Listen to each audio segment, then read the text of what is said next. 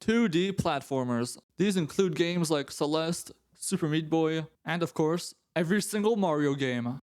Okay, so I've never really made a 2D game yet, but come on, how hard could it really be? Let's do this.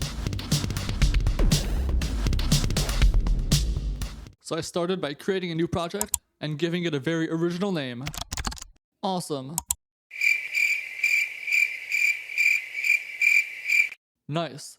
Next up, I made a square. I also pressed on the gravity button. And there you go. Now we have a game. Except it looks kind of bad. Sadly, my art skills are basically non-existent. So, how do you make your game look good if your art skills suck? Well, the answer is simple. You get stuff from the internet. Let's do it.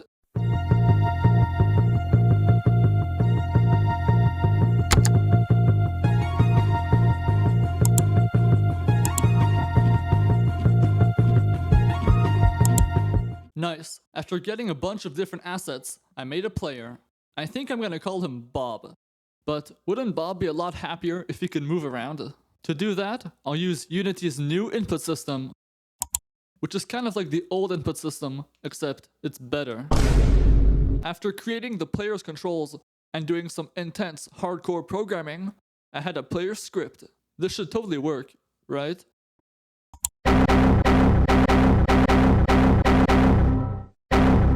Oh, that's a lot of errors. So I went back to fix stuff, and now you can move around. Awesome. Except Bob is still looking kind of stiff. I think he needs some animations. So I created a few professional, high-quality animations.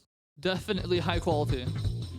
After creating the transitions between each animation, Bob was looking a lot better. Well, kinda better. You know what? I think my player controls really suck. I'm sure you know what comes next. After a quick Google search, I found this player controller made by Brackeys. I'm sure he won't mind if I just borrow it. Wow, look at that. My code magically got better. I also added some cool decorations to the map, and now the player movement is a lot more smooth. But the ground is looking kind of boring. I mean, look at that, it's just a green rectangle.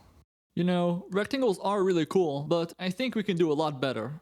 It turns out, Unity has this thing called a tile palette, which is very helpful for creating 2D maps quickly. I really like it. Anyway, I kept creating new animations for the player, like this death animation. Yeah, when you die, you explode. And you also turn red for some reason. I'm not sure why, actually. Anyway, I also had to completely remake the player controls so I could add new features, like dashing. Wow, look at him go. When I put everything together, Bob was looking pretty good. But the game still needs some user interface. So I quickly made a few user interface screens. There's a checkpoint screen, a victory screen, and one for when you die. Nice. But maybe you're wondering why the user interface looks kind of bad. Well, you know what? That is a good question, actually. Anyway, I also created a main menu for my game. I decided to call the game Adventure Dude, but that could change at any time. And is it just me, or is this main menu looking pretty blue? Let's fix that. Awesome. Now that's a lot better. I really like how it turned out, especially with the fire sound effect. Obviously, I didn't make that fire sound effect on my own. I got it from the internet, of course, because where else would I get it? Nice. But do you know what this game is still missing? Money. Lots of money. That's right. Literally every single game in existence has some form of currency system. So I got these cool coin pictures, then I made an awesome animation out of them. I also created some text to display how many coins you have. And there you go. Now Bob can collect some coins. Awesome. Also, this game doesn't really have a goal yet. Right now, all you can do is wander around the map with no purpose. Well, that changes now. Your new objective is to find these 6 special relics that will be scattered around the map. When you collect all 6, something special is gonna happen.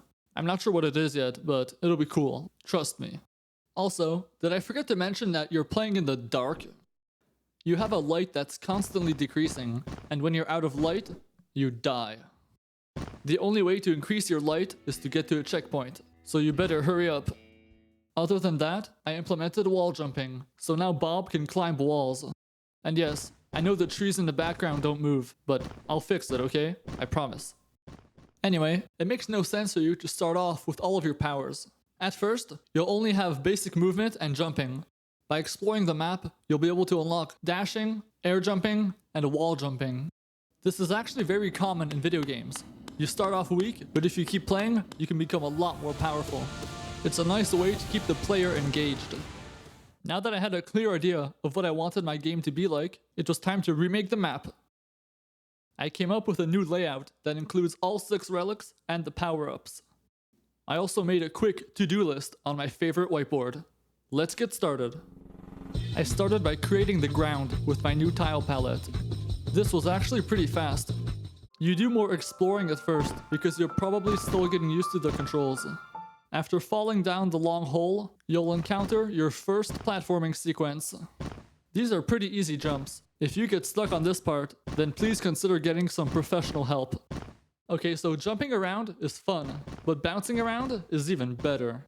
So I did some coding to create a bouncy object script. And now, Bob can bounce around. Nice. I also made these mini bouncy platforms that bounce you up less high, because they're smaller, right? Oh, and this part totally wasn't copied from any other game. Definitely not. What gave you that idea? Anyway, I also made this part where you have to bounce on the small platforms to avoid the spikes. And this other part that's a bit similar, except the platforms are bigger.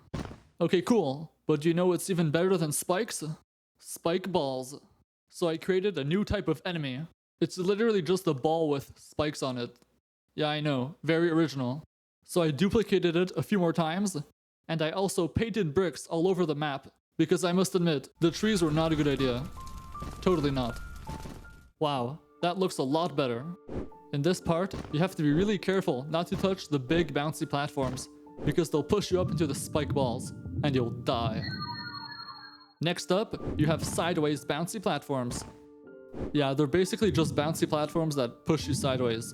That's it. That's pretty cool, but you know what this game is still missing? Saw blades. That's right, every single platformer has saw blades at least somewhere in the game. Name one platformer that doesn't have saw blades in it. I challenge you. So I created my own saw blade. I also found this coin sound effect that sounds like gears turning when you play it back to back. Nice. I think the saw blade looks pretty good. Obviously, I duplicated it a few more times, and boom, now we have a saw blade corridor. It's very intimidating. This next part is similar, except some bouncy platforms will push you up too high, so you have to be careful. This part is definitely one of my favorites. I really like how you bounce from side to side. Then I gave Bob a trail, but that looks a bit weird. After tweaking it a bit, it looked pretty cool. Nice. At this point, the map was starting to get big.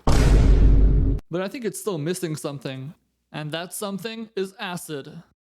The animation was looking good, so all that was left was to get a sound effect, modify it, and boom. Now Bob can get melted by acid. I guess that's a good thing? Awesome, but this game is still missing something critical. Movement. After doing some coding and questioning my life choices, I got it to work. Moving objects that you cannot control add a whole nother aspect to the game and also make it a lot more challenging. Now you have to pace yourself to match the speed of the moving objects. Awesome. This last part is one of my favorites. All you do is go left in this narrow passage, except this one saw blade keeps going back and forth. You have to jump over it or hide beneath it to not get hit. It's definitely one of the harder sections. I was always dying, and dying, and dying, and dying, and yeah. I think you get the idea. Anyway, after completing this difficult section, you get your reward, the dash potion. If you couldn't tell by the name, it gives you the ability to dash. With your dash power-up, you can head back up to the surface level and go right. Before, that jump was too big for you to cross, but now that you have your dash, you can make it. This opens up a whole new section of the map. And obviously, the map isn't finished yet. I'd say I made around 40% of the map, but the rest will go a lot faster, since I know what I'm doing now. Kind of. Anyway, by the time you're watching this video, the game is probably completed. I'll add a link in the video description for you to play this awesome game for yourself. As always, I'd love to hear your feedback on the game, so I can keep learning from my mistakes. Also, if you thought this video was cool, then like the video. Because, well, you know, YouTube algorithm. Okay, I'm done now. Bye.